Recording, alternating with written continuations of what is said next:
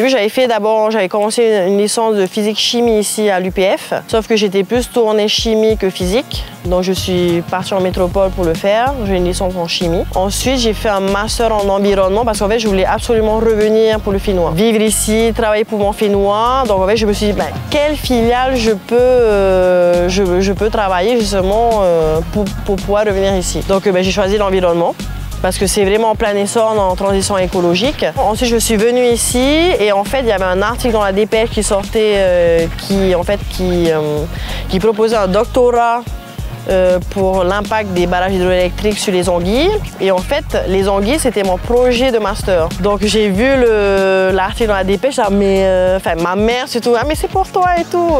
J'ai postulé, j'ai été prise, je fais mon doctorat et voilà, après j'ai été engagée. Alors ma journée type, c'est clair que je suis plus sur le terrain qu'au bureau. Donc ça c'est génial, parce qu'on est quand même mieux dans la nature et je dois voir s'ils appliquent bien en fait les choses par rapport au respect de l'environnement. Et donc j'ai quand même un droit de pouvoir par rapport à leurs travaux. Ça c'est vraiment respecté. Bon après il faut quand même avoir du caractère, parce je travaille vraiment avec beaucoup d'hommes. Une femme un peu sur le terrain, bon au début c'était, ils me regardaient d'un air un peu bizarre, mais après non. Parce qu'après je suis là vraiment pour les aider aussi. C'est pas je suis la police et je les freine.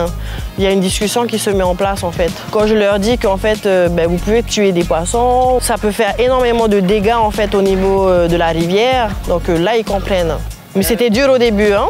Mais après non, ils ont compris par la suite que c'était vraiment très important. Et même par rapport à leur travail, pour respecter l'environnement et aussi par rapport à l'image de la société, que la population elle observe ce qu'on est en train de faire. Donc il faut quand même bien faire les choses. Pas seulement pour l'image, mais aussi pour son propre travail. Au tout début de la construction des premiers barrages, dans les années 80-90, ça a été mal fait. C'est vrai qu'il n'y a pas eu respect de l'environnement, faut le dire. Faut le dire, tout le monde le voyait. Sauf que là, aujourd'hui, maintenant, on fait attention à l'environnement et qu'on peut très bien le faire. C'est pour ça qu'il faudrait changer les mentalités et qu'il faut innover, que de toute façon, on a besoin d'énergie aujourd'hui. On ne peut plus se passer d'énergie, de l'électricité. Il faut trouver des solutions et qu'il y a des solutions qui peuvent être bien faites avec le respect de l'environnement. Il y a plusieurs projets qui sont proposés, sauf qu'il y a toujours ce problème de foncier. C'est pas nous qui tranchons en fait. Donc voilà, le processus peut être long à ce niveau-là. Lorsqu'on fait un nouveau projet, on propose maintenant des passes à poissons. On peut mettre en place des choses pour la continuité écologique, donc pour penser à nos poissons, même les agrégats qui ne sont pas bloqués. Il y a vraiment des solutions et que justement, il y a une discussion qui se met en place avec les ingénieurs justement qui vont qui vont créer ce barrage. Déjà, il faut savoir qui habite dans nos rivières. Donc, ce sont que des espèces indigènes, donc qui habitent dans la mer et avec l'île qui a été créée, se sont adaptées elles toutes seules à nos rivières. Donc, c'est vraiment indigène, elles n'ont pas été introduites et que ces espèces, justement, elles sont amphihalines, c'est-à-dire qu'elles ont besoin de la mer et de la rivière. Par exemple, les anguilles et les natos se reproduisent en mer, donc même si on les voit dans la rivière, vont un moment quitter la rivière pour aller se reproduire en mer et ensuite vont revenir dans nos rivières. Tandis que les autres, les chevrettes, les gobies, ce sont les adultes des NA, eux vont plus en fait se reproduire en rivière, pondre des œufs, les œufs vont éclore, vont donner des larves. Et les larves sont obligées de grandir en mer. Donc c'est pour ça qu'on met souvent les NA en pleine mer ou à l'embouchure. Donc après les juvéniles vont revenir dans la rivière, tout simplement. Et donc nous, je trouvais qu'on avait très peu de connaissances à ce sujet et que par exemple, nous avons 5 espèces de chevrettes, 5 espèces de gobies, 3 espèces d'anguilles. Et ça, je trouve que la population, il y a un manque de connaissances et c'est dommage parce qu'on privilégie souvent la mer à la rivière. Alors que ceux qui vont dans la rivière vont forcément après être rejetés dans la mer. Il y a un vrai lien et que justement on voulait savoir que s'il y avait un barrage hydroélectrique qui était au milieu, est-ce qu'elles vont pouvoir effectuer leur cycle de vie normalement justement. Et donc avec nos recherches, on a vu qu'elles arrivaient à passer les barrages. Malgré qu'il y ait des captages, des aménagements hydroélectriques, elles arrivaient à passer, c'est incroyable. Par exemple le goby, il a des ventouses, les chevrettes, elles arrivent à passer les cascades. Les anguilles même, en fait, elles arrivent arrivent, lorsqu'elles sont toutes petites, faire des inclinaisons de 90 degrés, où elles passent même sur la terre, elles utilisent la reptation, même elles peuvent vivre très longtemps hors de l'eau.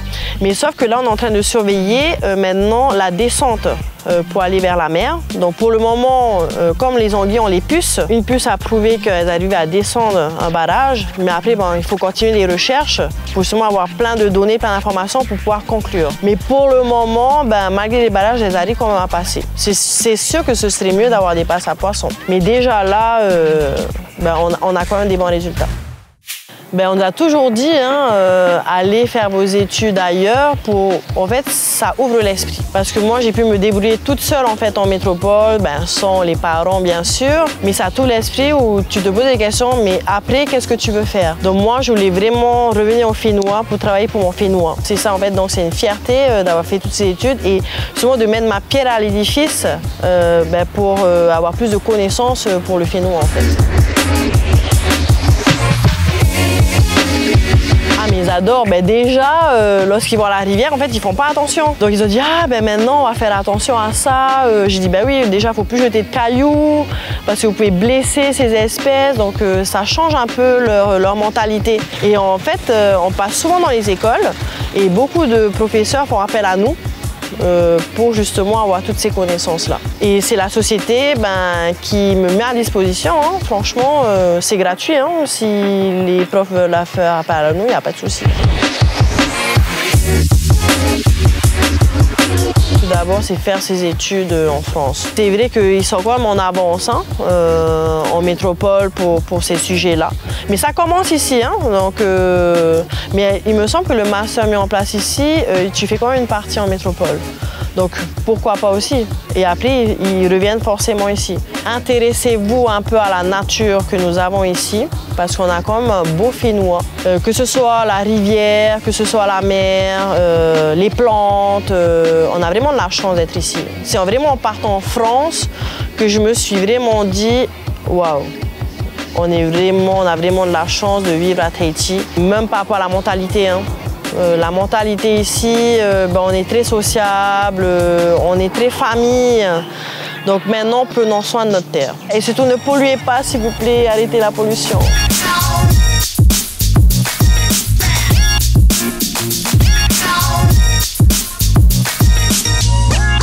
Fuck